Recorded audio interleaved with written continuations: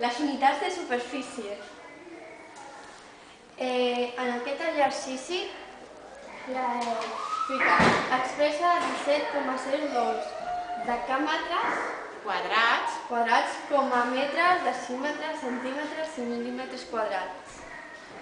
Llavors tenim la recta i comencem amb 17,02 multiplicant per 100 sempre i afegim un 0 i això serien metres quadrats. 17,02 multiplicat per 10.000 i a l'altre, el 100, anem afegint sempre dos zeros perquè baixem dos vegades, no? I al resultat li fiquem dos zeros i serien decímetres quadrats, on diu l'enunciat. 17,02 per compta els zeros. Li fiquem dos zeros i al resultat li fiquem dos zeros més de l'anterior. Molt bé. I serien centímetres quadrats.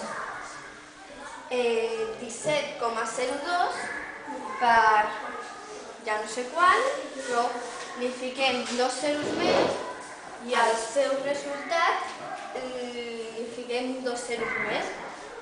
I serien mil·límetres quadrats. Mil·límetres quadrats. I llavors hem passat una mateixa operació amb metres, decímetres, centímetres i mil·límetres quadrats.